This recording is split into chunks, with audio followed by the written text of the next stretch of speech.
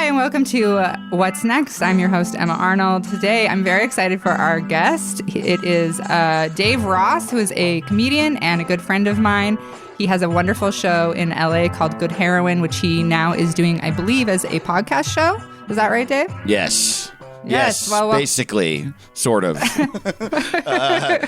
Yes, hello. Hi, Emma. It's good to see you. Thanks for having me. Good to see you. Thank you so much for doing the podcast. Yeah, absolutely. It's funny. Yes, Good Heroin is also a podcast now, but it's like really not the same as the reason I reacted that way. And it doesn't matter. Yes, I have a podcast called Good Heroin, and that's all that people need to know. Well, I mean, it couldn't be the same because it was always my favorite show in LA. And even when I wasn't on it, I would go and watch it, which is very rare for me. That's so cool. Yeah, I would always go down and just like catch it because it was always a lot of fun. And you're a solid booker. You know, you guys did a really good job picking very funny people. And so, I'm sad you can't do it anymore right now. But me too. It's yeah, I mean, just to plug it, whenever we can, again, it's Saturdays in LA at Stories Books on their back patio. And I was just talking to my girlfriend about how I want to go hang out there this weekend specifically, just because I miss the show too.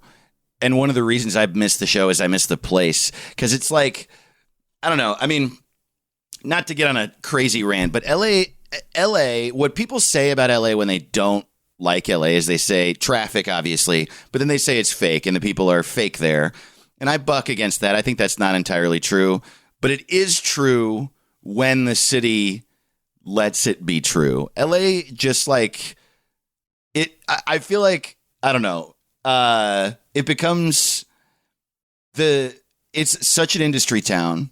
So just by nature of that, everyone's inundated with content and you end up, even if you're not that plugged into pop culture, riding the wave of what's in right now. And kind of what's hip right now in American culture is to be like a money-grubbing, sycophantic piece of shit. You know what I mean? Like everyone, and I don't. That's so bitter of me to say, but it's just true. That's like I love it. It's just what's cool. It's like. It was like Ballers forever. Like everybody was like, yeah, we're fucking planes and we're wearing suits and we're making money. And it was just, I was like, this is so bad for society. Absolutely. And we've also lost all of our artist shame about trying to make money, which is good in the sense that it's cool that we can have real conversations about trying to make a middle-class living as a creator. That's the good part. But the bad side is then it's like 18-year-olds are like, yeah, I advertise Fanta on my TikTok. Of course I fucking do. There's no yeah, I'm trying to make money on the internet. I don't care if it's art or not. I don't care if I wrote it. I steal shit and I make money. And everyone's like, that's art. And man, anyway. So as a result, I'm a little bothered by LA. I don't like the culture of LA at the current moment, even though I love this place. And Stories is just this place that is a bookstore run by women who are all punks, old and new. A lot of them are sober. They don't take any shit. The place is always the same. It's always covered in weird art. And whenever I go there, I'm like, oh yeah, this is LA. This is the LA I love. Mm-hmm. And so I really miss it in that way. I think it has a lot to do with why the show's good. That place. It's like a little bastion of, I don't know, we can, like you said, it's fun to hang out at. I find more than a lot of other shows in the past year or so, and I don't really know why I feel that way, but I do. I feel the same. Like, it's out on the back patio, kind of anything can happen. All the comedians stand out back, like, whether you're on the show or not, people are standing out behind the fence, like talking and smoking and, it just has it has like a camaraderie vibe, which I feel like a lot of shows have lost, it has like a buddy feel. And a lot of times when I'll go to a show, I won't feel that. And I'll kind of just like go and then be like, oh, it's gross here. I'm leaving. So, man, totally. Wow. That's well said. The buddy vibe. And I feel like that was the culture of stand-up in general for like when I started until, I don't know, when I'd been doing it 5, 6, 7 years. I don't know when the buddy feel, the hangout feel started to go away at shows, but it did. And I miss it a lot. And I wonder if the like culture of making money thing has anything to do with that.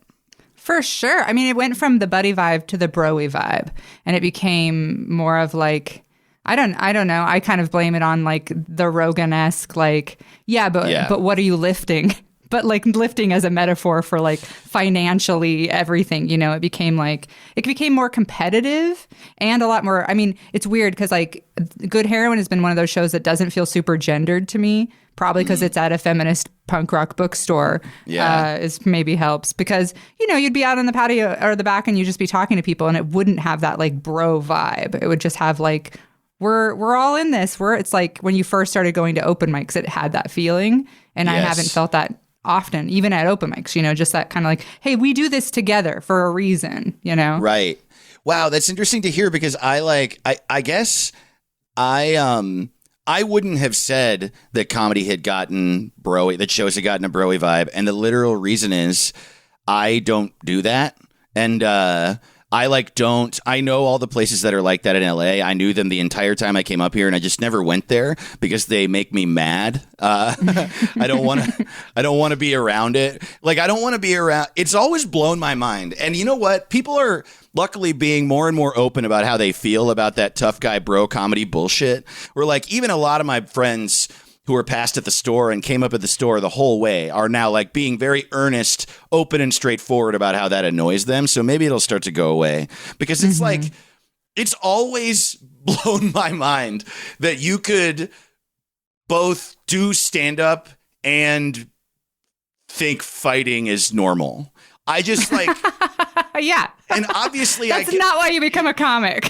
Totally. Like if you got good at using words, I'm going to guess that the reason is that you were trying to get people to stop hitting you or like you were worried about getting hit. That's really what it was for me. I was just like, well, these guys are all coming at me. And so I gotta have something else to do. And I guess my reaction was also to go away from them and then tell jokes with my friends over there instead of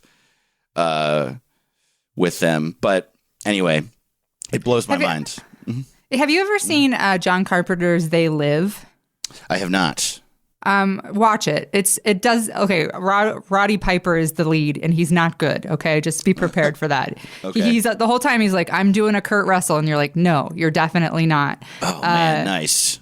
But the whole feeling of it, we watched it with the kids the other night. And I was like, the whole time I was thinking, this is what my memory of movies used to be before bro culture invaded everything and this like ballers mentality took over our society of like cops are the bad guys, the rich are fucking you, the poor sort of have this like aura of I don't know, value, you know, and ethics to them. Like the poor people are feeding each other and taking care of each other, and the rich people are fucking them. The cops are fucking you. And every movie for so long was like, yeah, the rich suck. Poor people are the good guys. And then that flipped at some point, and now every movie and show is like, aren't rich people amazing? Don't you just love them? Even Succession, which I liked, was still like, I'm sick of this. I'm sick of this plot line. Yeah, totally. Succession, I do love that show. And it really, people argue that it doesn't glorify being rich because they're all such assholes, but it does glorify being rich. It does, yeah. Yeah, I mean, everybody's favorite show is Entourage, and I've never fucking understood that. I don't care. I hate that show too. Oh man. It's like the anti-Emma. You can just picture watching it with me, and the whole time I'm like, no, that was assault. I don't care for it. No. That's glorifying sexual objectification. I don't like it. You know. There is a funny thing too where like I kind of to your point of it flipping, I'm always, I shouldn't say always, I'm very interested in what happened to American masculinity in the past 5 years or so, because like, look, it's always been there. We've all been affected and oppressed by it in some way. It's, we all grew up. I'm 38. I grew up in this country. that through billboards and movies and just the way that people acted and talked basically told me that I should be doing push-ups and I should be really mad and I should not have feelings and, all that stuff. And so that I'm used to, I get that we're all trying to navigate a world that says that's good.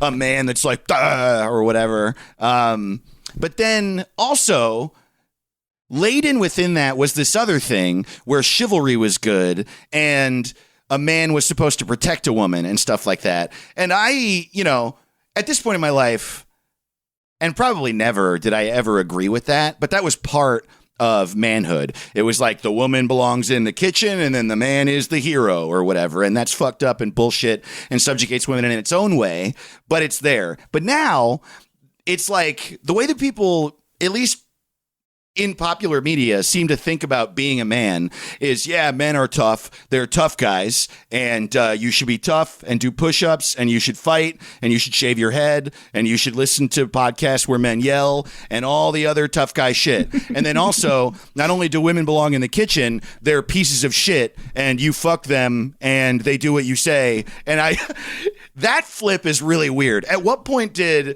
don't even think of women as like damsels in distress anymore. They're just like a roadblock to them hanging out with their friends or something. I don't understand what it is at all. Yeah. Yeah. It's like, well, occasionally, obviously, you're going to have to be nice enough to one to fuck one. But right. Exactly. Outside of that, why would you have one around? Yeah, exactly. I feel like even the like Tucker Maxes of the world were like, yes. Of course, I lie to hundreds of women in order to fuck them. But, I also, you shouldn't hit them. I'm just like really flabbergasted by the way the like bro culture talks about women. It's really crazy. Yeah, me too. And it's because we went from like having a Madonna whore thing to just being like whores. They're all whores. Right. I hate my mom. Yes. I hate every woman is bad. Hate my mom because she won't fuck me. That's the clip we're using to promo this, just so you know. That's fine. Have you heard my album? I don't care at all.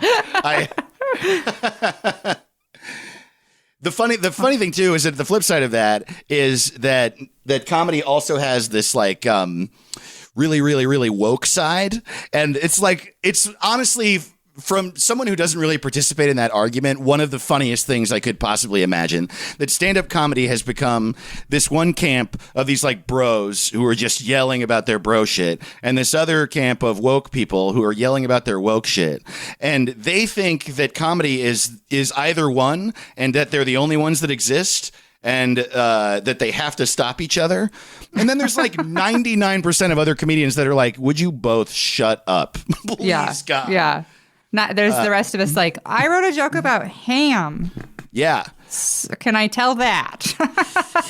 I like what I just said about what you said, like that fucking my mom joke. I have numerous jokes about fucking my parents. Where do I live? Do you know what I mean? Can I joke about that or not? It's my mom. She's your mom.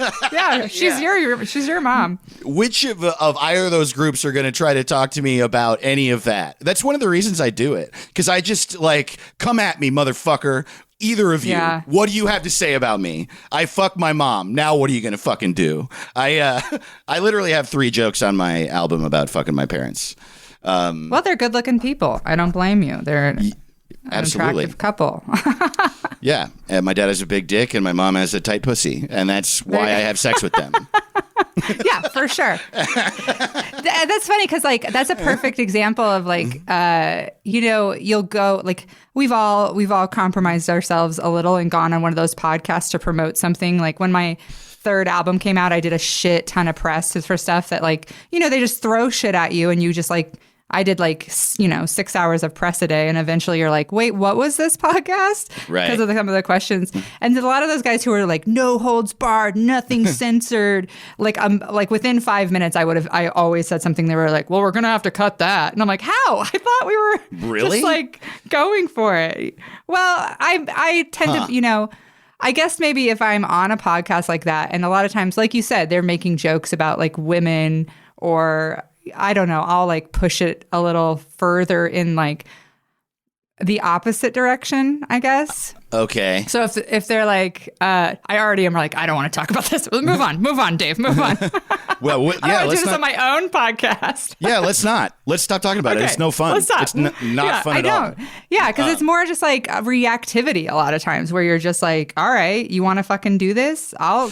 I'll talk about being molested for a half hour on your podcast so you can't air it. You want to do that? Wow. Good for like you. If they say something like right away that's like sexually harassing or gross to me, I just will go straight into vulnerability because nothing upsets like men like that more, where I'll just be like, oh, did you want to do a therapy session? Because I'm here for that. Wow. Good for you. That's great. Thank you. Drown them in feelings. Fuck it. Yeah, that's what I do. Is drown in feelings.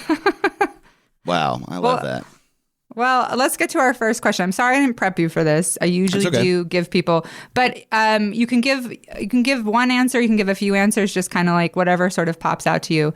The first question I always ask people on this is, what is the closest you've ever come to dying? Do you have any near-death experiences? If not, like what's just the closest you ever like have come, or the times you have come? What are those? Oh, I know. Immediately, I know the closest I've ever come to dying. So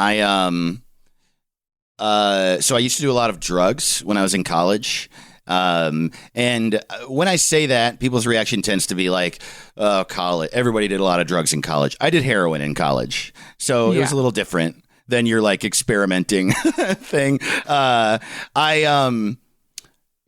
I lived with I lived in a house of dudes who a lot of them sold drugs, like a lot of drugs regularly.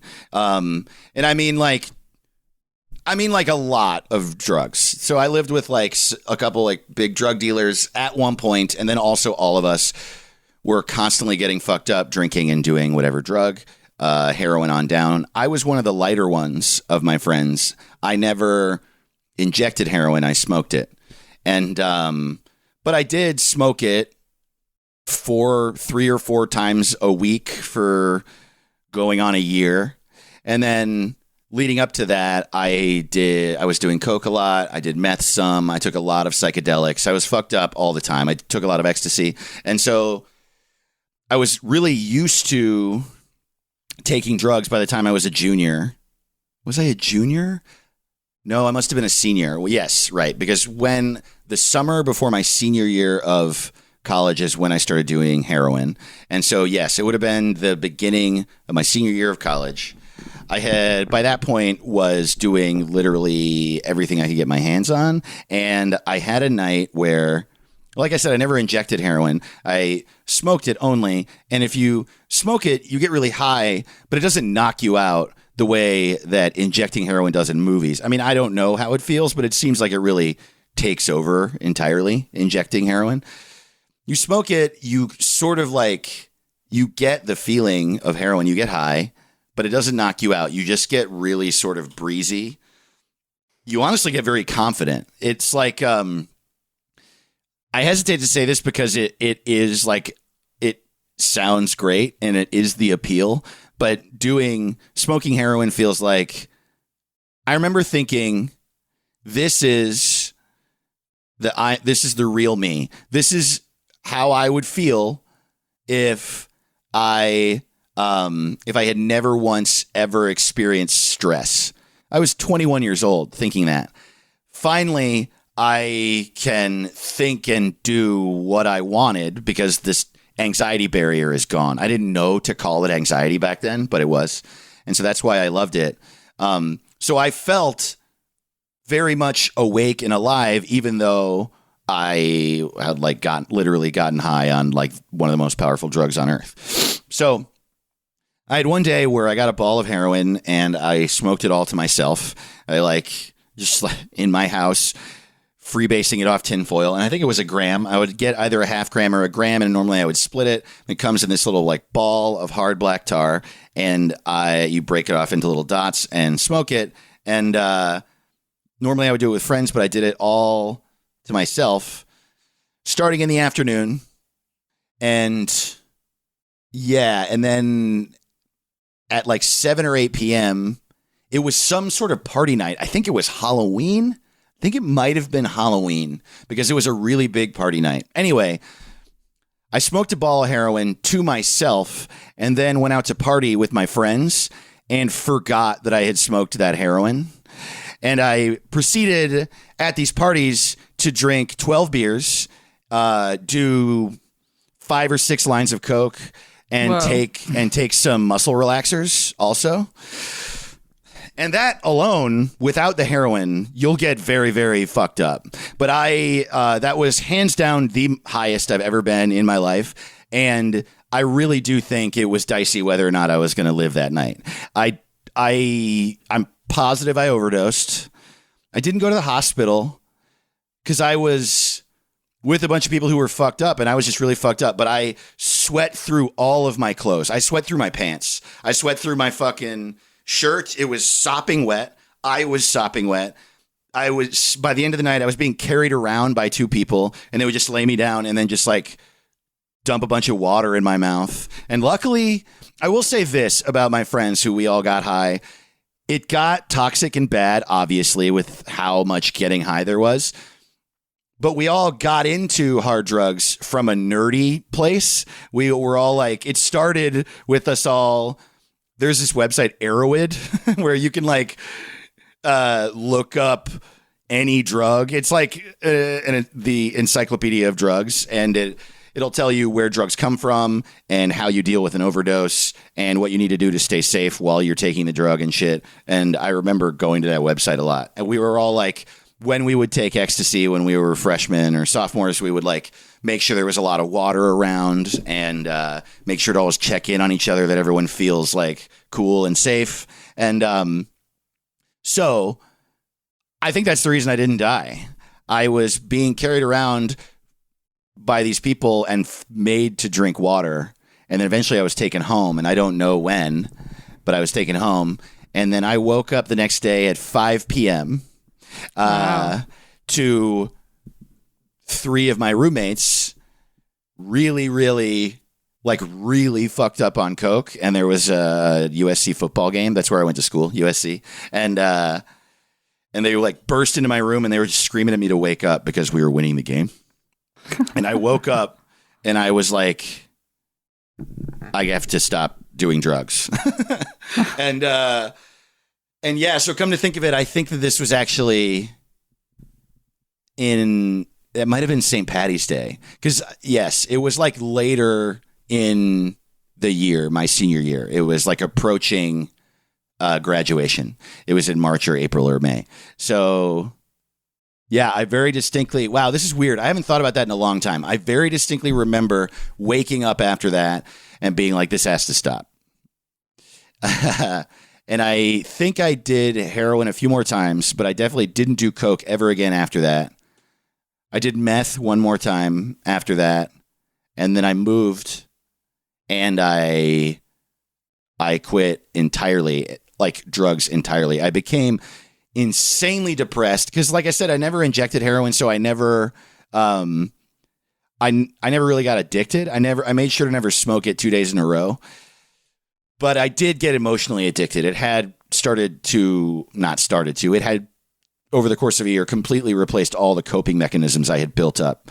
So I got really depressed, and then I was just an alcoholic an alcoholic, I guess, is probably not accurate, but I was a drunk. I was just drunk all the time for 2 years to deal with it. And I wonder if I had done that, if I would have done drugs for even longer. I don't know, but it really scared the shit out of me because I was pretty sure I could have died. Yeah. Did it scare you after the fact, or was it during it? Did you feel bad, or were you just kind of, you do not remember how you felt, or were you starting to panic during? I don't think I panicked during. I don't think that I was. No, I didn't. I didn't think I was going to die during it. No, I didn't panic during it. I was too fucked up. Yeah. But I do recall being too fucked up. It wasn't like I was so high that I didn't notice that I was overdosing or something. It wasn't that I just had like drunk coke, heroin confidence that overpowered all those feelings. And then I woke up and was like, oh shit, I almost died. No, it felt like I was having an out of body experience. I remember feeling for hours and hours feeling like I was spinning. Except that's the worst feeling. Except the spinning was like I was looking down. Like when I remembered in my head, it felt like I was looking down at the top of my head and my view of it was spinning. Oof. So it was like a reverse spin situation. I was looking at myself and I was running circles around my body. It was crazy. It was really awful. Yeah, it was awful. Ugh. That's a pretty good near death. A heroin overdose is a pretty good near death. Sure. Some people are like, I almost got hit by a car in 1992, and you're like, well, that's pretty good, I guess. But I feel like a heroin overdose that's a really intense way to die. Yeah. Especially like as a mom, I immediately like. And you're at fucking USC. Your parents are like, Dave's doing great. Dave, he's right. at USC. You know what? He's getting okay grades, and we got him. Because like once your kids are out of the house, you're kind of like, we did it. And then to have your kid die of a heroin overdose senior year at USC is like, you fucking come on. I think it's one of the reasons that I don't know. I have like not to kiss my own ass, but I feel like I have a pretty healthy sense of empathy. I think I do. And I think that is honestly one of the things that contributes. Like, when the worst example of the public mischaracterizing a person is when a cop kills a black person and then the media is like, well, they have a criminal record or whatever. Like, that's the worst version of that. There's all sorts of versions of that. When someone dies of a heroin overdose, someone gets shot and killed, the general consensus up until pretty recently publicly was like, yeah, but they were like a miscreant. They were gonna, and I think about it a lot. Like, you know me, when people find out that I did heroin, they're like, what are you talking about? Like people react to that. Like I just told them I killed their parents, because I don't do drugs, but I also am very upset. I'm very OCD in my life, and I'm very obsessively everything has to be in order, and I try to work hard, and the things that are important to me are looking people in the eye when you talk to them and shit like that, like dorky shit like that. Yes, exactly. And so anytime the media tries to characterize anybody who died or went to prison or did something that society looks down upon, I think you don't fucking know them. Yeah. Yeah. And a ton of middle-class white kids just get away with doing that. No shit. Heroin went through my junior high when I was a kid, and a ton of my friends are recovered heroin addicts from when we were 14.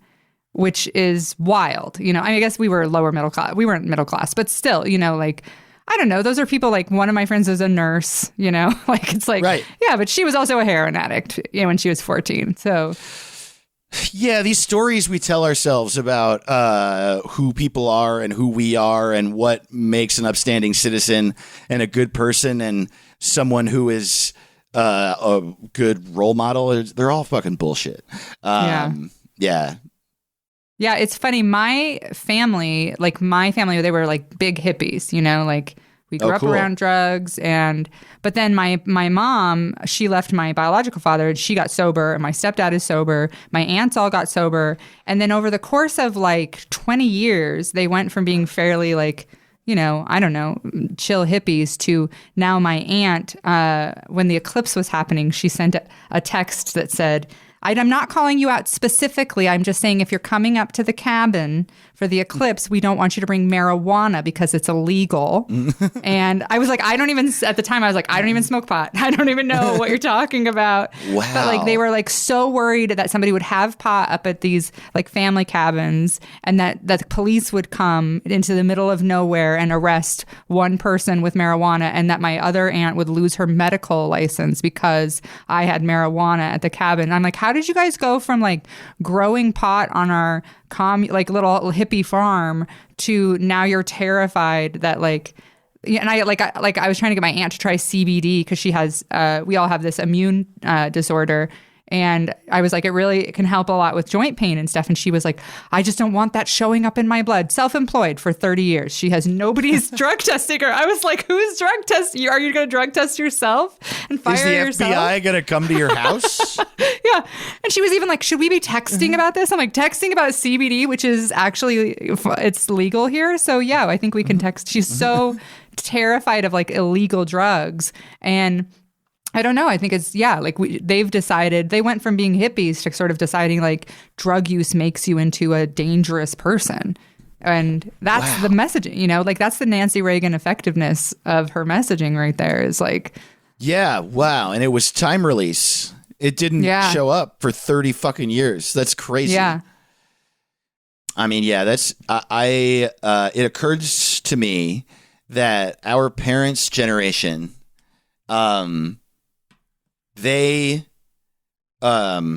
product marketing was invented when they were kids. Yeah. And so they believe all marketing. We're all still dealing with runoff from that. We're children of a generation of people that when something was said on TV, they believed it. Yeah. And that's very good point, Dave. Yeah. It's like shit. Yeah.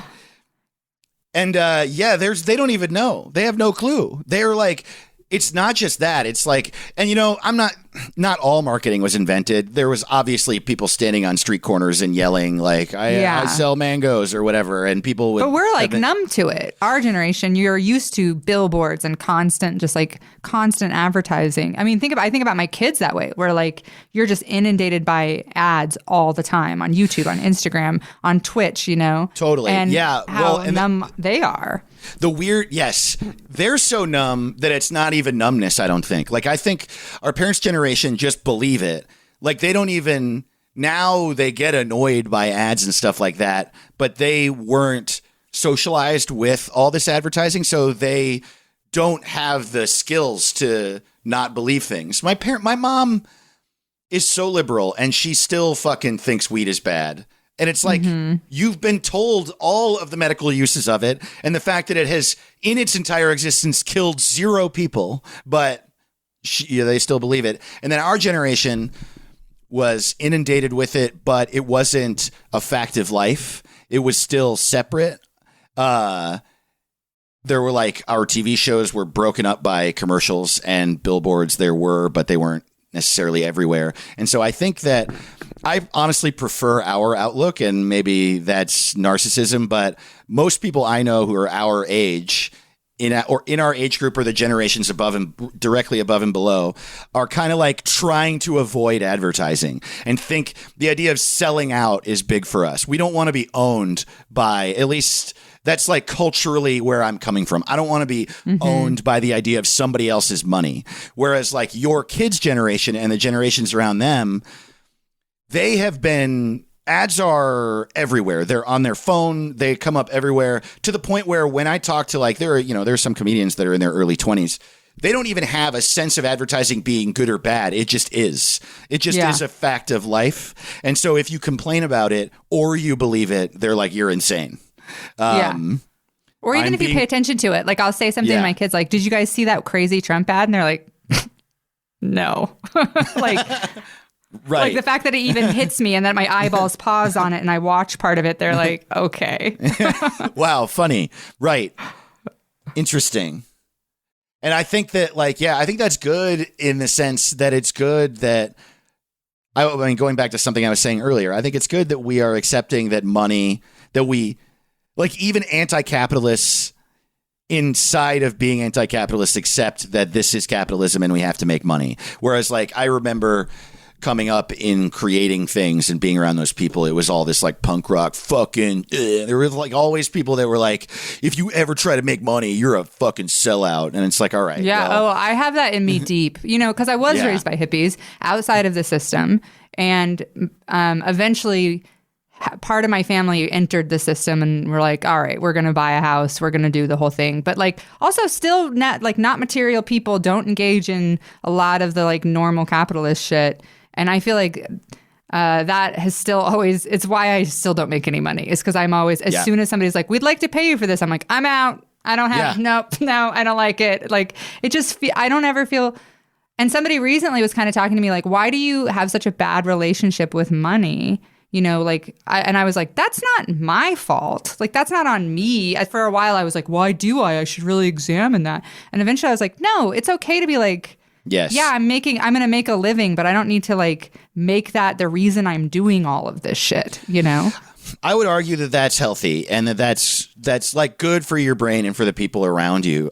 Because it, you know, as corny as it sounds, you should make art because you love it. You should have, your reasons should be not making money. Now, adding the variable of like you want to be an artist for your life. The shitty reality is that in most cases, if you want to make money, you have to only do that art. So then you just like, that's what it is for me. Comedy takes so much work and so much focus in order to get people to give a fuck about it at all.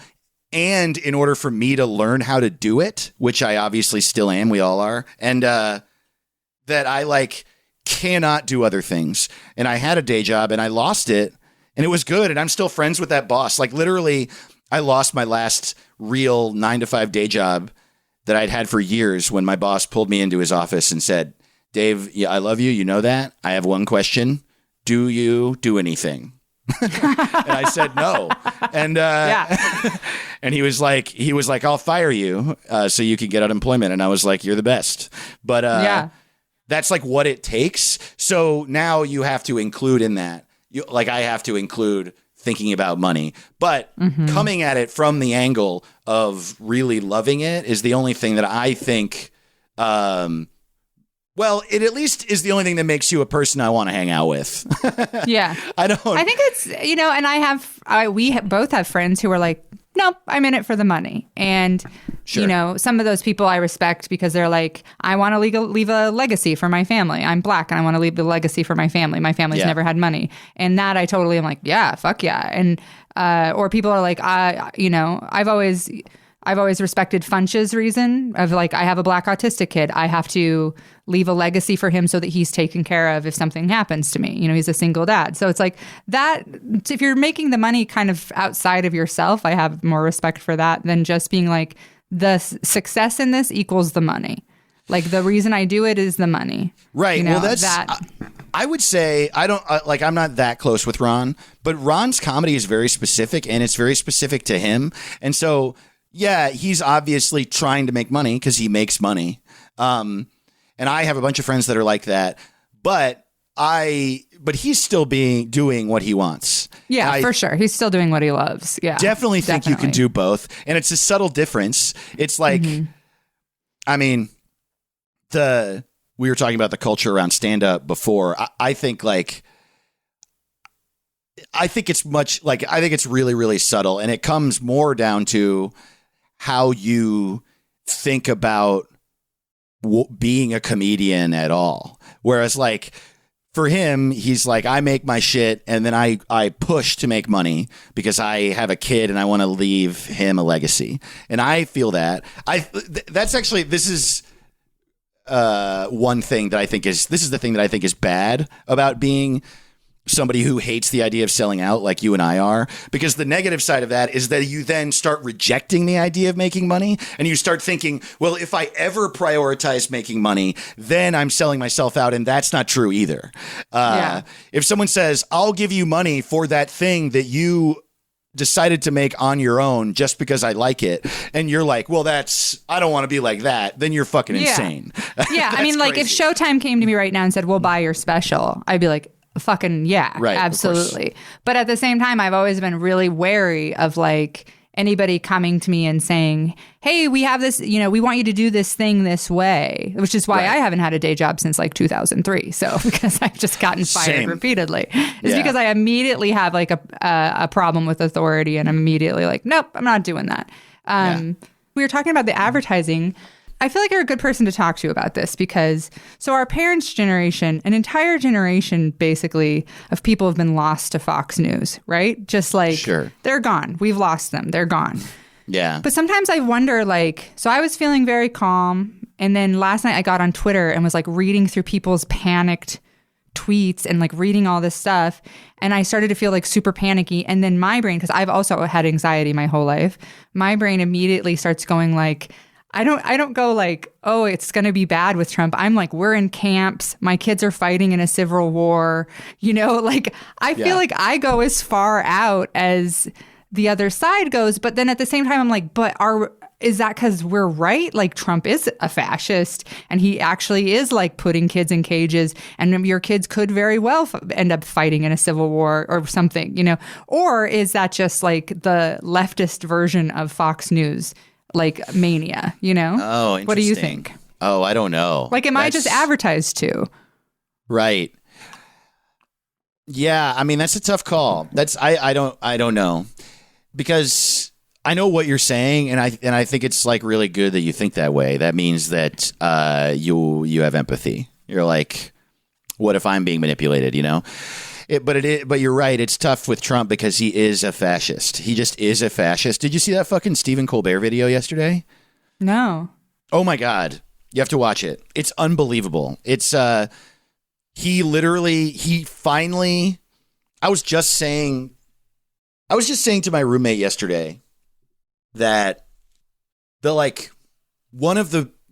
main thing that I agree with Biden supporters on is that, and like the main reason the Democratic Party, like the old guard of the Democratic Party liked him over Bernie, is that he's indicative of a time when it was impressive to be the president, which was my entire life and everyone else's entire life up until 4 years ago. It was like everything about the office itself was respectable. Now, obviously, you know, I'm well aware that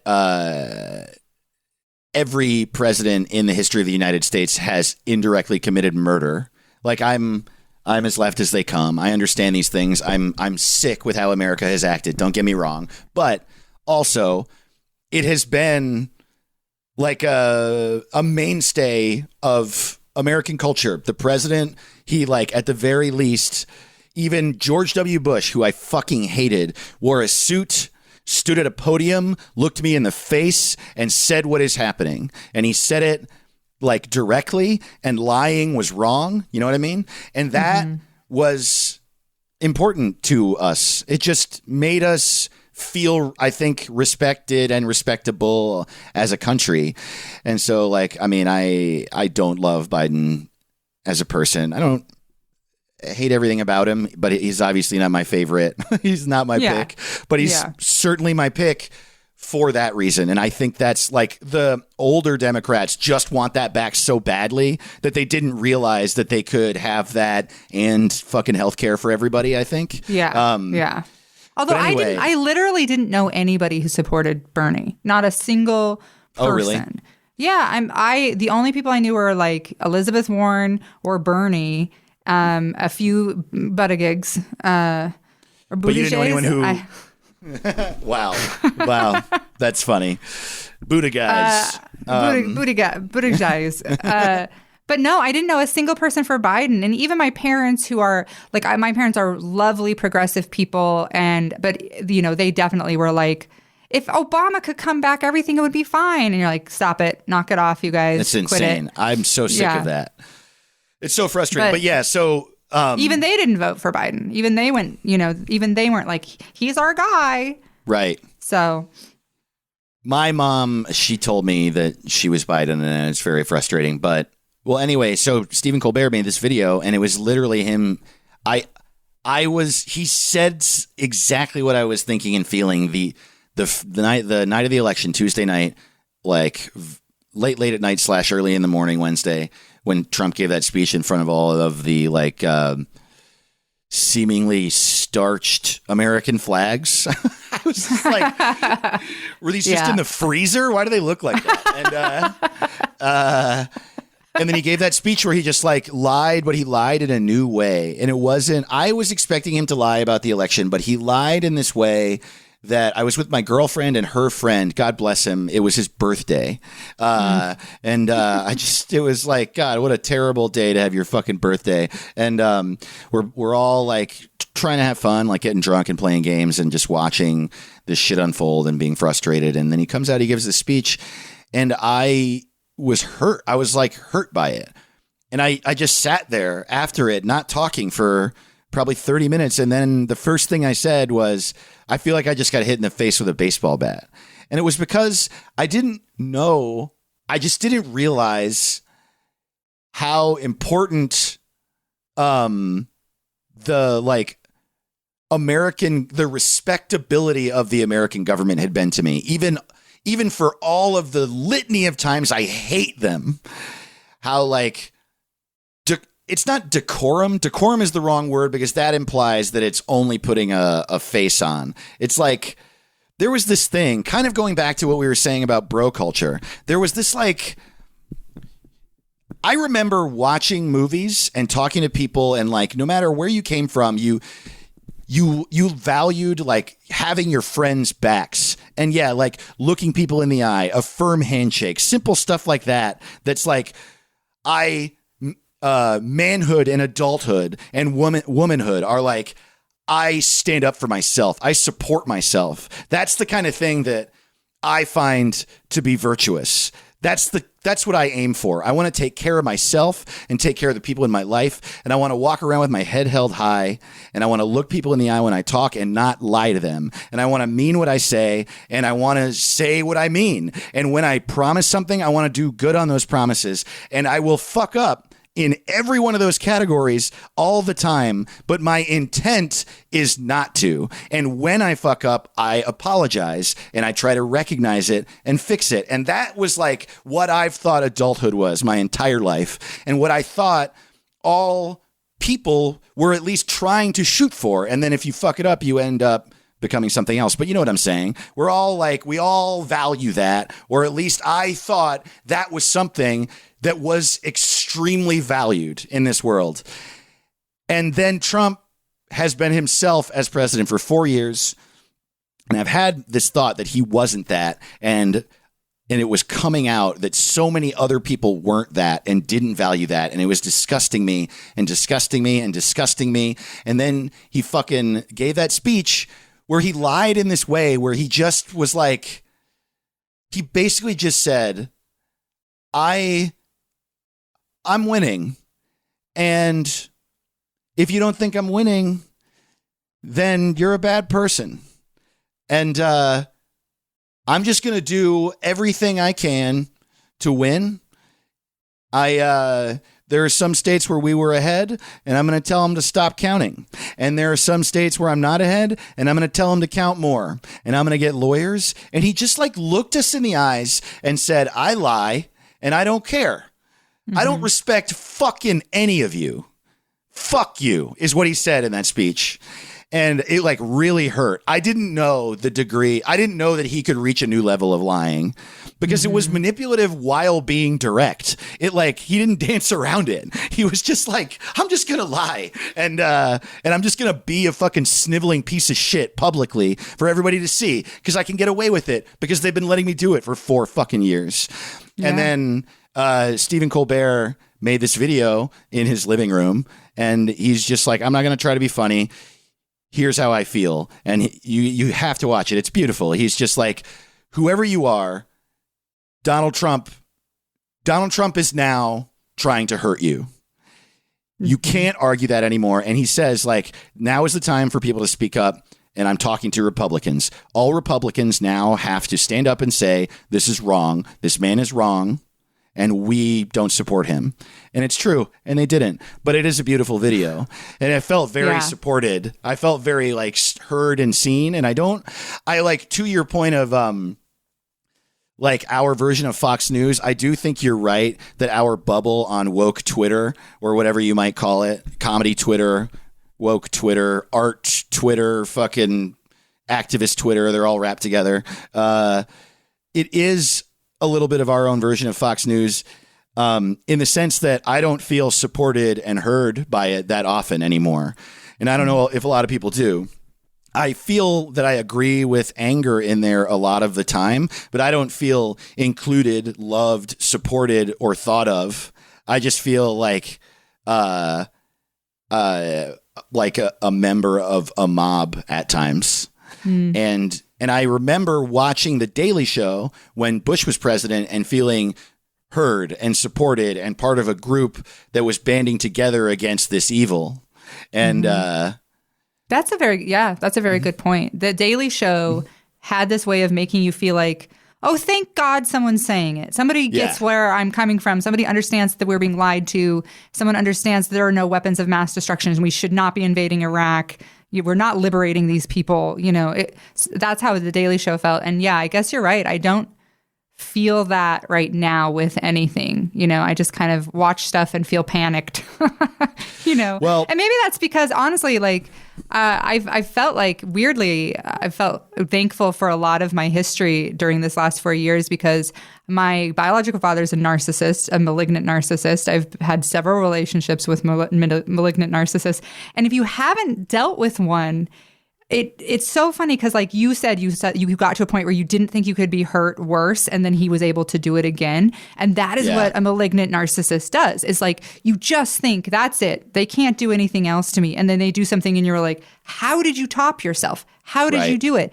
And the only way you can sort of ever be healthy in that relationship, if you have to have that person in your life still, is you have to get to a point where you take nothing personally and you're never surprised. And the country has not gotten to that point, watching people still be like, can you believe and I'm like, you guys have to get through this. Like you have to get, like even Colbert, who I love, and I will watch that and it sounds amazing. Him being like, we have to call on the Republicans. And I'm like, you guys just don't get it yet. You don't get it that like this narcissist has a cult, he's done it. People are going to support him. And I know I was saying to Chris, my roommate, about like, it had never occurred to me until I watched that Colbert video that like, I think our biggest mistake with Trump was that we accepted it culturally at all. And when you watch pundits talk about him, it's fascinating. It's like, even the ones that aren't accepting his bullshit, like Rachel Maddow, is pretty good about it. I still think they like the fact that they're entertaining him as someone to be listened to, or no, that's not what I'm trying to say. Someone whose actions should even be analyzed at all. Yes, I think that is a big mistake. I think that when he came onto the scene and started doing this psychotic, like you said, like cult creating shit, we have done a really bad job as Americans and as liberals of being adults, just in general. We should just not accept it. We should treat them like petulant kids. And the problem is that we can't do it without the Republicans. Because it's not a partisan thing. It's a cultural thing. We just decided that it's okay to be a fucking baby in this country. And now we have a president baby, and he's wrangled all these babies between fucking websites where babies hang out and talk about how they don't get enough blowjobs and or whatever their fucking problem is. And he's created a new generation of stupid, lonely Nazis who have shifted our entire cultural landscape, so we have to give them credence. And we shouldn't at all. And I will say that like one of the big faults of liberals is that I'm like going back on what I said a little bit, because something that liberals do wrong is we stand up and we're like, no, that's childish and you can't do that. And then the Republicans don't do that. And then we're just not fighting back. We're just like, we're entirely ineffective parents. Yeah, totally. We're like, but we do okay, well, you're going to go to the naughty chair. And then Trump gets rid of the naughty chair. And we're like, okay, well, we didn't expect you to get rid of the naughty chair. So, but we should have, as an entire country and as a world, not allowed him to do it. We should have just been like, no, Jesus Christ, no fucking way. And Colbert, that's where Colbert's right, is that it has to be Republicans. And it's really weird that the Republican Party allowed themselves to get so petulant and emotional. They just allowed their identity to become that. rather than being, and they were the ones that were supposed to be like, well, that's what's not done. You know, you don't. Well, that's what happens when you're losing a culture war, though. You know, they're Right. losing. And at the end of the day, the thing that makes me mad at liberals and leftists is I'm like, did you guys never, like, have you literally never played any sports? And did anybody never say good offense is the best defense to you? Right. Like, if we always like were pushing our platform and just steamrolling all the bullshit, we would get stuff done instead of being like, I don't know. I feel like there's so much looking back, trying to see if people like us. Yeah. You know? And wow. Totally. And it drives me crazy because I'm like, they don't do that. The Republicans aren't like, how are you guys feeling about us getting Roe versus Wade? We're going to get rid of it and you're going to be fucked. How do you guys feel? Like they just do shit and they don't care. And they just follow their ideology. And that's what the left needs to do is just follow their ideology because it's correct. And also that's the other thing is to stop questioning it and being, I think, you know, as leftist people for too long, you've had to kind of like apologize and skulk around and be a little embarrassed. And if instead there's so clearly so many of us, you know, because the entire country was built on this idea of masculine manhood that is red steak eating, Wrangler wearing, farmer, the stuff that doesn't even exist anymore. You know, those people don't exist. I grew up like that and those farms are gone. Those people don't live there anymore. So we need like a whole new American identity, which of course the side that's losing is going to be like, no, we don't. Right. Right. Wow. That's really well said. It is gone. The other thing is that when you meet farmers, ranchers, and people who do those actually stereotypical masculine things, it's much more complicated than that. You know what I mean? Like those are the people that I know that are the most respecting of their own marriage. You know what I mean? People that like inside of their marriage work to create a business in which they make food.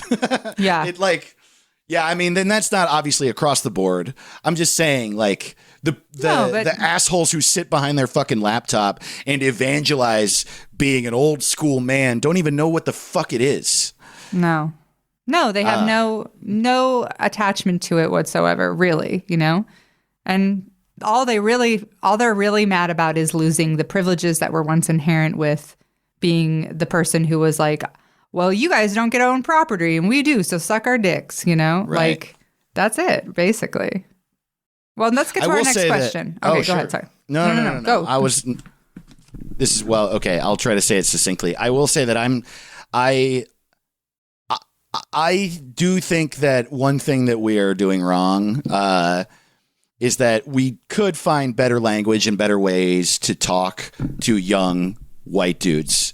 And it's funny, like that's a thing, that's like a cancelable thing to say that I just said, but I'm like trying to get confident in myself as it being okay for me to say that because I firmly believe that. Not that like, I see privilege, I see all that shit. I see how like, I don't think it's harder to be a white man than it is to be a black man. Like, I don't think that, but you know, I think about myself as, I also don't think that it's not their responsibility for choosing to be a 4chan dickhead. But I remember being a kid who, like, if you grow up with the privilege of just being a white kid in like a moderately affluent, like in a middle class home, you still have feelings. You still are capable of loneliness and feeling separate, and you still get shit on by girls and get bullied and all that stuff. And I remember feeling very, very alone and feeling like everyone around me was masculine and strong, and I like the world was telling me that was better than me. And I remember feeling that way. And I remember really wanting to be that.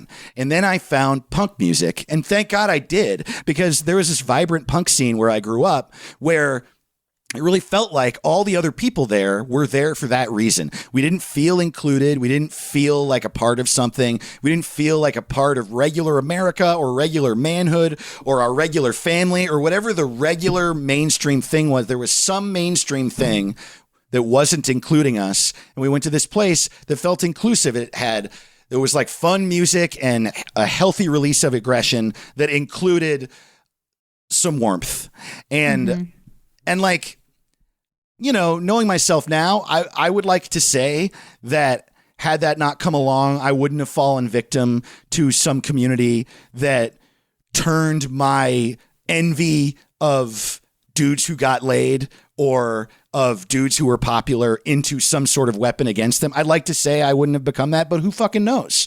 I try to have empathy for all. And I just think like, I don't think that we should stop our rhetoric in this country or as leftists of talking about privilege. I think it's important that people are aware of it. And I also think it's important to continue to acknowledge homophobia, racism, transphobia, talking about marginalized groups. I do. But also, like, people are still human beings. And if you tell a fucking 15-year-old kid not to be sad because his life is perfect and he is sad and is mad and now, like, the only thing he has to turn to is the internet. And then he looks at Twitter and Twitter is like, oh, you're so upset. Boo hoo, you little fucking bitch. What are you crying? You're a white boy. You don't have any problems. He's going to find somebody who's going to accept him. And so I don't know. I don't know. I mean, it's funny. That's interesting because, like, so I have 3 of those in my house, you know? Sure. I have 3 little straight white males who are like weird little counterculture kids who don't quite fit in and, you know, have never been part of like the bro-y masculine culture. And when it's funny because I see them come across that like fucking straight white males, you know, type shit. And I just see them kind of be like, yeah, right. Like, good. I think that they always are just kind of like, I don't think that they associate themselves with like the straight white male stereotype because I think too that like Gen Z, you know, I guess we'll say like the little leftist Gen Zs maybe. And obviously my kids we'd be both surprised if they ended up swinging pretty far right. But like, I don't know. I haven't really seen them be offended or hurt by that. Just maybe more because they know what that means and who that is to them is like Mitch McConnell. Like when you're talking about straight white male, they're like, well, they also have you in their life. Yeah, that's true. And I'm not saying again, like I'm scared of what I'm saying right now because I'm scared of coming off as someone who is like, let's hear the Nazis out. Like, I've obviously don't feel that way. And when I interact with these people that are apologists for macho bullshit, I'm like, fuck you. but I get what you're saying because it's funny to me because I watched for a lot of years young women comedians, younger than me, white women comedians who were very excited to get on the fuck white men bandwagon. And then when it kind of started to turn and be like, but also fuck white women, those same women immediately started to get like really hot. And it's like, no, but fuck white women, you know, like, yes. I feel like for me, I don't take that personally when I see my black friends or, you know, straight or gay friends are being like, fuck straight white women. I'm like, yeah, for sure. Like, I never feel offended by that. In the same way that when I'm like, oh my God, I fucking hate men, I assume that if you are a decent man, you hate men too. You hate the majority of men you've had to interact with in your life because mostly they're garbage. So like, I kind of assume like if you're like, hey, wait a minute, I'm like, oh, that applies to you. You're trash. But if you're like, yeah, men suck, then you get it. And that's how I feel about like when people are like, fucking white women. I'm like, yeah, fucking white women. Absolutely. Wow, that's so funny you say that because I feel like I have a pretty healthy understanding of like the idea of like what fuck men means. I do think that I'm exactly what you just described, a guy that feels that way. But also, yeah, all of my female friends, either all the time or for some period in their life, wrote on the internet and said publicly, fuck white men a lot, right? Every time I hear it, it hurts my feelings. Every time. It doesn't. Not a lot and not for a long time, but I hear it and I'm not kidding. My initial reaction every time is, hey, and then it lasts about 1 second now. And then I'm like, oh, right. Duh. It's the fucking, and then I remember that it's not about me and we're talking about like a massive cultural problem that I agree with. But still, my demographic, every time I hear it, I'm like, huh. And that's actually why I'm talking about this and thinking about this at all. Because I just don't want to give up on kids, I guess is what I'm saying. That's it. And, you know, if you're 18 or 19 and you've made your decision and that's who you're going to be, well, fuck you forever. Quite frankly, you've made your call. And you have allowed your trauma and your life and whatever you went through to put you in a camp, to let you sign up for a camp that hurts people. Well, fuck you. But before that, I kind of want to not give up on people. Yeah, I mean, maybe it's because I grew up around a lot of racists, you know? My mom was from Detroit, so she had grown up in a primarily like black area. She grew up in Wayne, actually.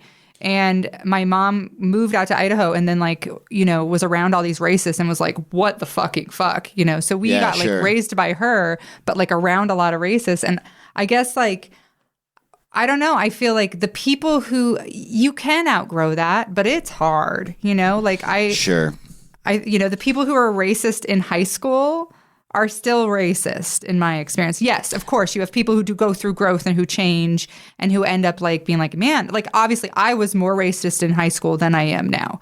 You know, obviously. But yeah, I don't want to give up on kids either, but I don't know. I guess I hadn't considered that a large population of them probably just were that because their family was that. And yeah, that's a lost cause. Yeah, interesting. Let's get to the second question. That's our job. Yeah, let's get to the second question. Let's stop trying to solve racism. Man, but we were close, though. Could you feel it? Yeah, I know. I'm sorry I stopped. Okay, the second question I always ask, which usually I kind of wait, you know, I let the conversation go and I try to find somewhere to like sneak it in and be slippery smooth with it. But it never really got to the point where I could be like, yes, and also. But part of the reason I started this podcast is because I've just always been really interested since I was a kid in what people believe happens. So I ask you the first question, like, what's the closest you've ever come to dying? But then I've always been really interested in what people believe happens after you die. Like, what are your personal views on the afterlife? Oh, wow. I don't know. I don't know is my answer. And I don't know if I care to know either. You're the first person who's agreed with me. That's my attitude. And everybody else has had these like actually fairly surprisingly very elaborate answers. And I've been like, oh, really? And I kind of thought more comedians would be like, I don't know. I don't really care. But like we kind of agree on that actually. Like where I just don't know. Yeah. That's cool to hear that you're the first person I've talked to. Sure. I mean, I guess I don't know if I do. I mean, like I'm interested, but right now, do I care? Do I want to know? I don't know if I want to know. I do know that I don't want to die, and that it scares me because it's entirely possible that this is it. And the idea of having life and then ceasing to exist is really scary to me. I really hope that the longer I live, the more comfortable I get with the idea of stopping existing. That's what I'm banking on. But other than that, like I kind of feel in general about this, about religion and spirituality. This is how I feel about it. Because I feel like it is, I personally feel like it is ridiculous to feel like you could make a call either way about the existence of things we can't see. You know what I mean? Like, people obviously affect each other. If somebody is in a bad mood and they walk into a room with 3 people in it who are in good moods, their bad mood will affect those people. Like, and you know, science and modern psychology will tell us that it's just like how we absorb other people's facial expressions and also possibly their hormones and pheromones are affecting us. But does affect you.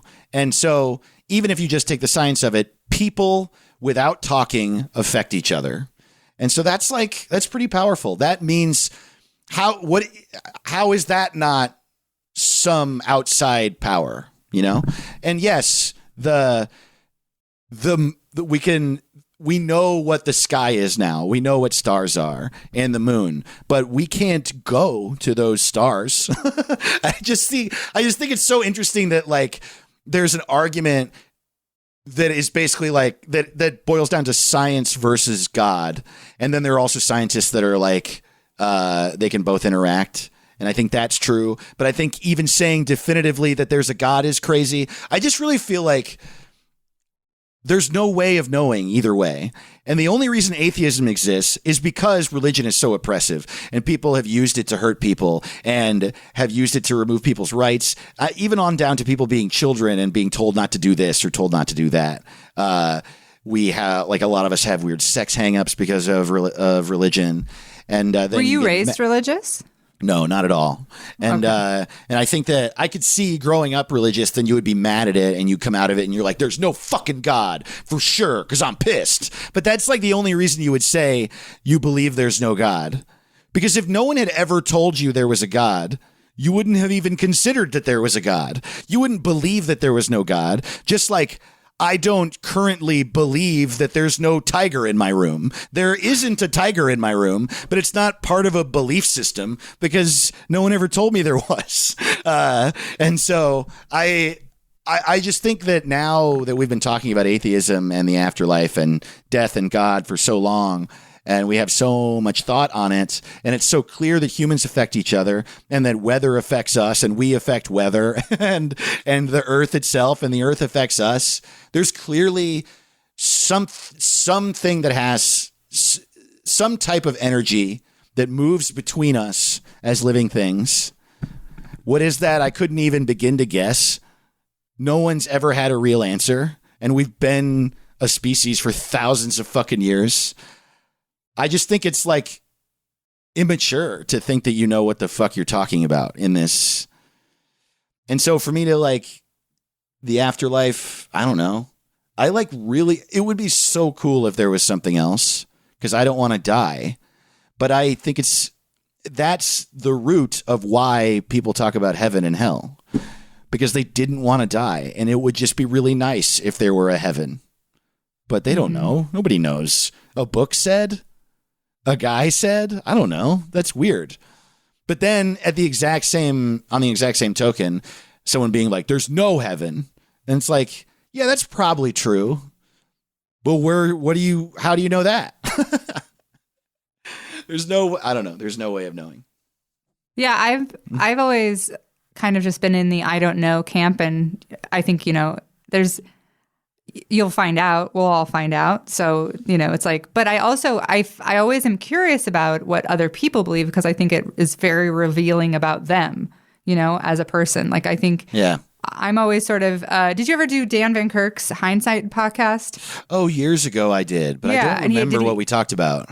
Yeah. He asks you the 3 questions at the end, and I forget what they are exactly, but one of them basically like reveals your attitude on death. And after that, everybody that I basically met like at airports or anything, I would be like, do you want to play this game? Just because I was bored. And I just got interested in like what people think, because I think how you handle your mortality is at the end of the day who you are as a person. Like we all kind of come down to that. And like, congratulations, by the way, on being afraid of death, because I know for a lot of years you were very suicidal. Because oh, sure. I mean, that's not a guess. I know you had a podcast called Suicide Buddies with Hampton. Yes. So yes. So congrats on being scared of it now. Thanks. That's growth. Yeah. Wow. That's a good point. Yeah. Yeah. No, I definitely want to be alive. Even at my saddest, I want to be alive. Because I think I never tried to die either. So my suicidal thoughts were just thoughts. They never like became an attempt. So I think if I was honest with myself, I always wanted to live. But now I kind of think like one of the interesting things about growing up is that like you definitely, the emotions chill over time. And you get better at dealing. So things do get better. Don't get me wrong when you have emotional distress or mental health issues. But one of the ways that it gets better is I've just sort of realized I'm not going to change. And I like in that way I just said, learning to cope, I change in that way. And I take steps. I do work to try to like feel better and become better at dealing with life. Don't get me wrong. But a large part of that is just being like, well, I'm always going to be depressed. I'm always going to have trouble with this type of thing, and to just know it. And so now it's kind of like my life in a lot of ways has become one big project. I used to be trying to win, and be trying to be the best. And I think I probably am in some ways I'm not noticing, but it feels like I'm just trying to live. I'm like trying to do it well. I'm trying to feel okay in life. And then if you think about it that way, not trying to feel okay. I'm not finding the word, but trying to like be just exist. I'm like knowing I exist and then trying to not be miserable, I guess. But there's a better term for that I'm not finding. Either way, if you're thinking of it that way, then like being sad is part of it, and it's exciting, sort of. Like your feelings become part of the entire experience, and then you're coping with them. And whenever it happens, you have to manage it, but it becomes part of a project that you're trying to complete, but that will never be completed. I don't know. I don't feel like I articulated that very well. No. I think. Do you ever read or listen to the philosopher Burgs? Burgs? No. If I was thinking about it earlier when you were talking about some stuff, I was like, oh, you sound like him, and I think you would really like him. But one of the big things he talks about is like your two jobs as a human being are to live a life of virtue and wonder. Like that's it. That's all you are supposed to do. And you were talking earlier a lot about virtue, and just like living your life in a way that you can live with is a huge part, I think it's funny because we're about the same age, and it really is it's so nice to get older and to have that get easier. I think when I was younger, it was a huge part of my life was built around struggling with trying to figure out how to live and not just be constantly, stressed out and anxious and feel worse and make myself feel worse. And it just kind of does get easier as you get older because you stop trying to change yourself and you live with yourself instead. Right. Huh. Yeah. Yeah. There's a weird freedom in accepting what you don't like about yourself. Yeah. You don't have to love it. Or you kind of can fall in love with it. I found a lot of the things that when I was younger that I really hated about myself and the things that I hid the most and that I was the most ashamed of I've realized are like superpowers, like a lot of the stuff that I was like, oh, I hate, I was diagnosed with dissociative disorder. And for a lot of years, that was this huge secret and I was super ashamed of it. And I finally was like, yeah, that's why you're interesting to talk to. So like, oh, funny. Like a lot of that stuff that I was like, even the stuff that I've struggled with, like in my life with like dishonesty and infidelity and those things, I've kind of come to be like, yeah, that's who you are. And if the minute I stopped fighting against it, it stopped being what killed me all the time, Wow. Yeah, I love that. Instead of just being like, yeah, you're a very interesting person to be around and date.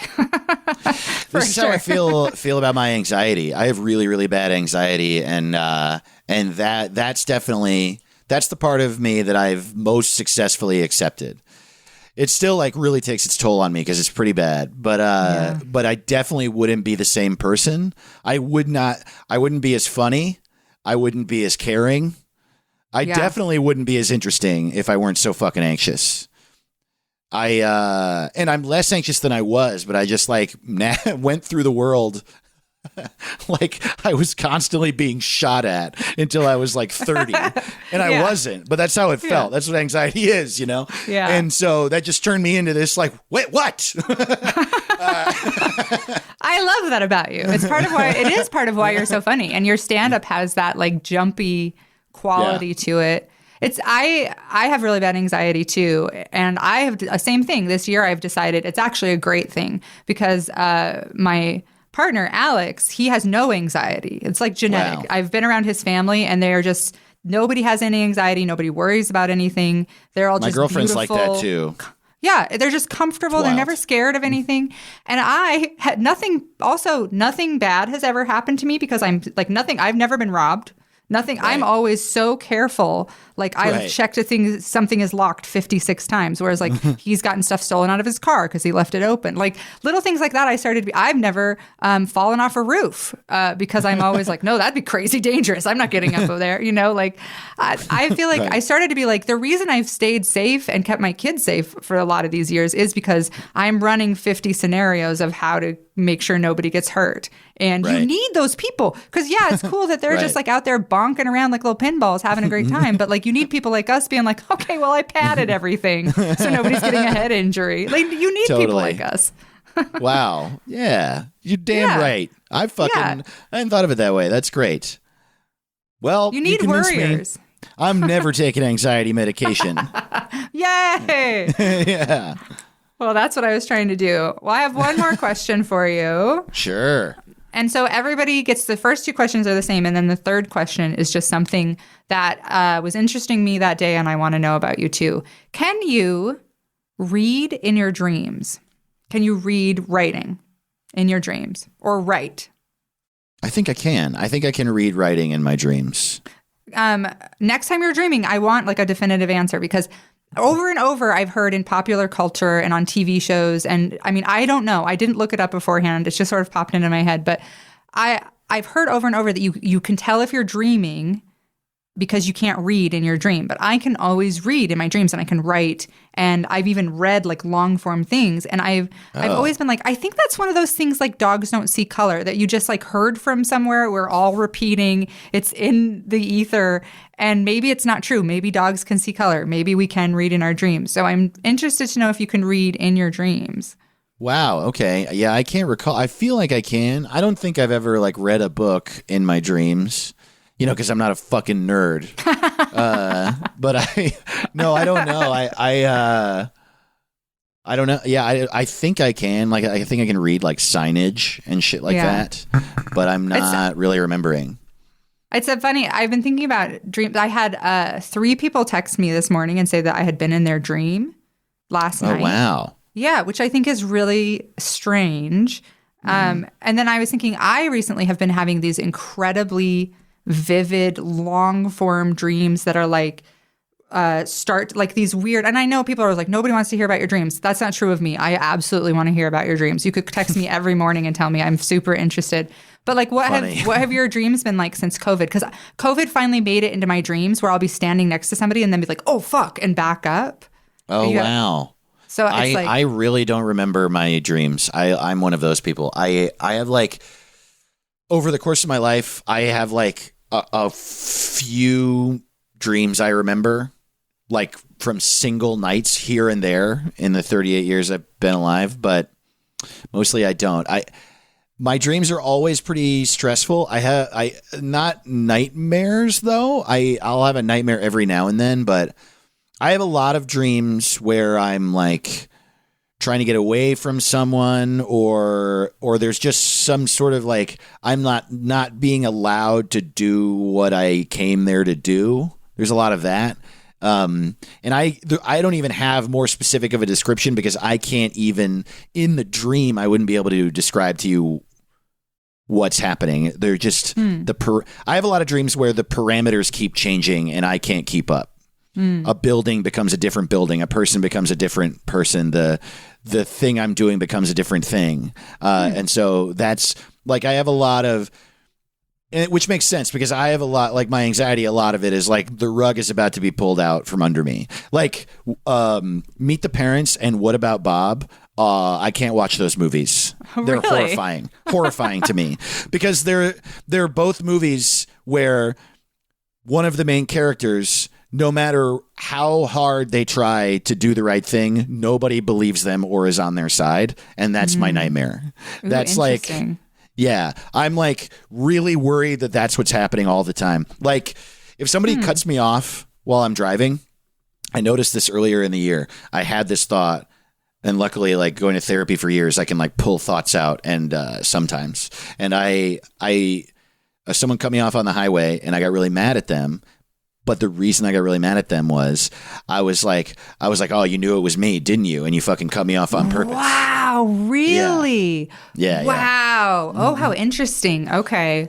Oh, and then I was like, Dave. whoa, that's clearly not what's happening. Yeah, that's like clearly there's not some sort of global conspiracy to fuck with Dave Ross. Like that'd be maybe insane. That's what we can get the teenagers turned on to instead of being Nazis. I mean, you know, I would take one for the team. I would if that was something that was possible. I absolutely would. Oh, wow. That's wild. It's nice. That's the other thing is it's nice to get older instead of having that thought and just thinking it's true. It's nice to get older and do some therapy and be like, oh, wow, no, shit. That's crazy. Yeah. Like to be like, no, that's not. That's funny. Well, I can look at it and look across my whole life and be like, wow, yes, I have a thing where like if somebody is mad at me or says I did something wrong, I immediately side with them. And really? It made me feel like I was a bad friend when I was young. Like when I was in 8th grade, my friends and I were getting bullied, getting like ice balls thrown at us by this bully. By the way, what I'm saying right now, it's amazing that I'm admitting it. I don't think I've ever said this publicly to anyone because I'm so ashamed of it. Oh, I was in 8th grade. I was in 8th grade and this kid was throwing ice balls at us and I made some ice balls and gave them to him in order to say like, I'm your friend. I'm on your side. So you don't bully me. And then those guys that I was hanging out with didn't talk to me or hang out with me for like 3 years. Now, then we like made friends again, junior and senior year. I was a kid. I was so not present in that action that I didn't realize that I had lost them as friends. I just didn't understand why they stopped answering my phone calls. Yeah. I just did that. At some point in my life, I somehow came to believe that the only way that I could survive is by just getting on the team of the people that hate me. And so I have like, and it is, I now know, depression and this sort of like very low self-esteem and lack of an emotional center. Like I just like don't, it's like, I guess that is at its core what low self-esteem is. High self-esteem would be like, I have worth. And so if you're attacking me, fuck you, because you're saying I don't have worth. Whereas someone said, for a lot of my life, someone would say you have no worth. And I would be like, you're so right. I'm sorry. Yeah. Yeah. I had a lot of shame about that because like I said earlier, backing up your friends, being a good friend, standing up for people being attacked, it's important to me. But to this day, it's hard for me to do. It gives me so much panic. It feels like I'm doing something wrong if I fight back. Yeah. And I've had to like do a lot of work to know like how to deal with that and cope with that. So like that, it is like a huge step being able to recognize that thought as negative when I got cut off. And then I saw it and it was a revelation. I look back across my life like, oh my God, I have such a guilt complex. I think everything's my fault. I don't know. I thank God for therapy. You're just right. Yeah. Man. And now, like, I'm terrified of being that kid that sides with the bullies, that I'm like so scared of it that I'm like, I hope I'm the exact opposite. I'm like, hey, fuck you. I like immediately. No one has done anything wrong. And I'm like, you back off. That's my friend I've known for half a day. I think, and I hope I'm that. That's what I want to be, you know? Well, I mean, our first interaction was you sticking up for me and was it when? Know. Well, it was after that. It was in Houston. It was during that festival. And I was pretty nervous to be there. And you and Kyle basically like right away came over and they're like, Jeff said to look out for you. We're here to look out for you. And I was like, oh, fuck, that's really cool. Thank you. Because I was pretty nervous. Great. Yeah. My thing with danger is if somebody's throwing ice balls, I stand in front of the ice balls and I'm like, That's my issue is I can take all the ice balls. You couldn't throw too many ice balls at me. It's been an issue my whole life because people are like, you can just walk away. And I'm like, never. Because I learned to take like any amount of pain to show that you couldn't actually hurt me, which turns out is not true. I'm a very fragile little flower. But I just kind of, that's my coping mechanism is to just like stand in front of the ice balls. Oh, I love it. Wow. That's true, too. Just from knowing you, that's very accurate. And that's also, that warms my heart to hear you say that because that's what I want to be. I so badly want to be there for people. And I'm so scared I'm not. And it's like a major reason I go to therapy to just make sure that psychosis doesn't win. You know what I mean? Mm-hmm. You can't, it's like, that's what a lot of it is. A lot of people who don't go to therapy don't realize that. But I think many of us who are in therapy, it's that we're trying not to let our trauma win. Yeah, that's like all I'm trying to do. I really am stunned by people who have like I understand not everybody has the opportunity, but there is also a lot of free therapy out there and a lot of free ways you can do it. And 12-step groups are a great way to get like free treatment and stuff and help with stuff. But when people are just like not open to the idea of therapy and just like, nope, not ever going to try it, not interested, I'm just like, how will you live with yourself? What will you do? Aren't you interested in knowing like why you threw a beer bottle at the wall? You know? Yeah, that's not. Yeah, totally. Man, I wish that there was some way to get everyone on Earth a CBT workbook. Yes. Oh my God. Yeah. I hate workbooks. I haven't filled out an entire thing. I read the first 5 pages of a CBT workbook once, and it changed my entire life. CBT is super great. People don't. Yeah. I love a workbook. Any workbook you give me, I'm like, oh, another one. Okay. You open the book, it just starts throwing ice balls at you. You're like, yes. My favorite. Yeah. Yeah, somebody yesterday, we were talking about narcissists, and somebody said to me, yeah, I had to learn to keep like covert narcissists out of my life because I had to realize that I don't need to feel like I'm in danger all the time. And I was like, fuck off. That's not. Why are you saying this to me at this point in time?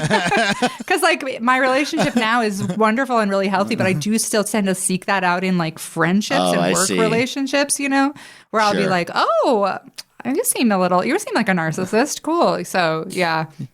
Wow, that's funny. Yeah, my version of that is I'm always if people don't like me, I try to get them to like me, and more like more than that, it's like if someone is emotionally unavailable, I'm like I love them.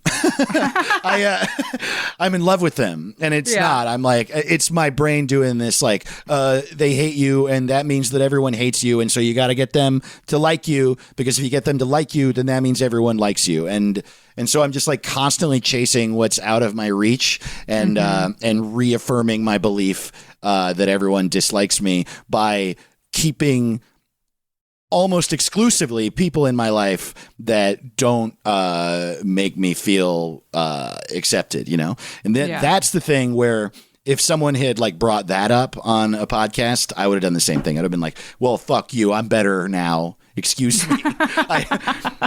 Though I will say I am like, my girlfriend and I have been together not long, like a couple months, but already I can tell that I'm way, like, I think I'm finally actually valuing real love and affection and real acceptance, because she's not out of my reach, and it's not, she's like a person who like wants to get to know me and listen, and like she's also like wonderful in all sorts of ways, but has this very basic like desire to be around me and get to know me, and it is very different from a lot of my relationships in the past. Oh, yeah. I feel you exactly. Like being with somebody who's actually like who you aren't chasing in any way, you know? Totally. But you're just like, oh, we just enjoy each other's company and like to spend time together. It's nice. That's a nice thing to do.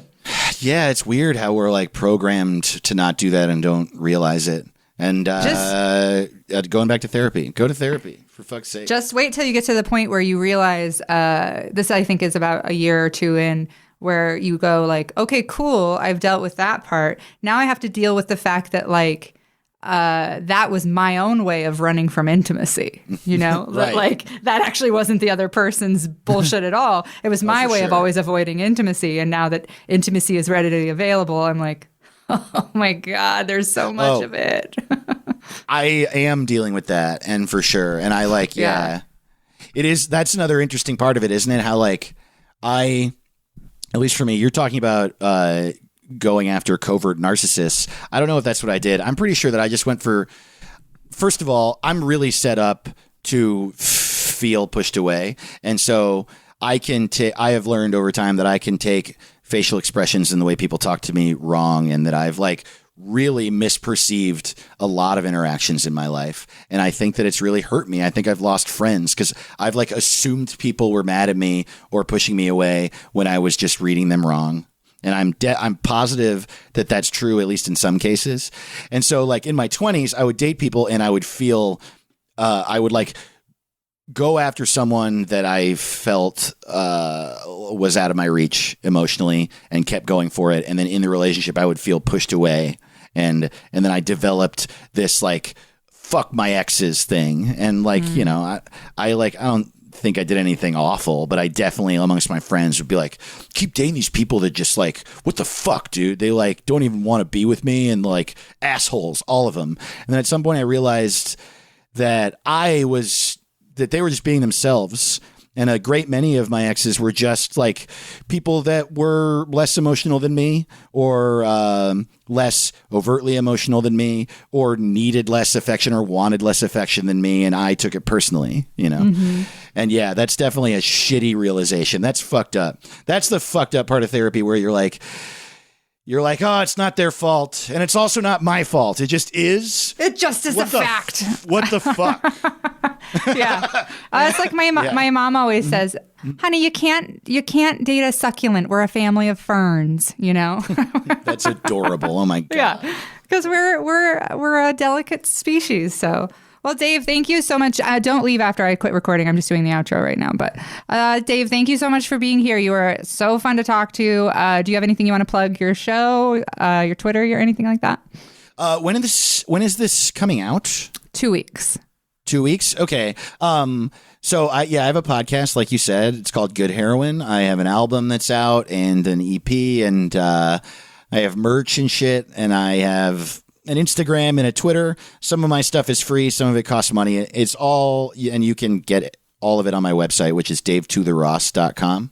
And so, yeah, if you're interested in more of me, it's all there.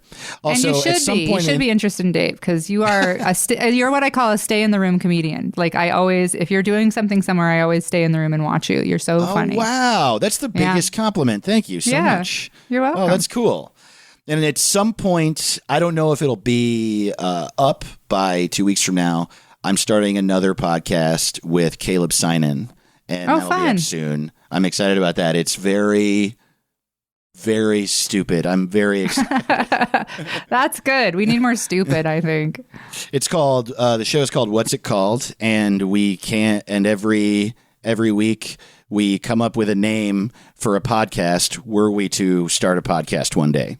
Oh, I love it. That's amazing. What a fun idea. I'm so excited. It's like what happened was we were going to start a show called Once a Month Dave Interviews Caleb, and we've been talking about it for years. We just every time we hang out, we bring it up and laugh because that's so stupid. And then we recorded it and we were like, I don't know, that's kind of a dumb name. What if we called it this? And we were like, what if we just change the name all the time and we just do it when we want and who gives a fuck? I think it's just like going to be a nihilism podcast where we talk about how everyone dies and nothing matters. I can't wait. Oh, great. Perfect. Yeah. Well, that's great. Yeah, thanks so much for having me, Emma. This was great. It's great to see you. Yeah, absolutely. All right, guys. Our next guest is, I don't know, I'm just going to put a name in here later because I can't remember. Pallavi Ganalan. And hope you're doing okay out there.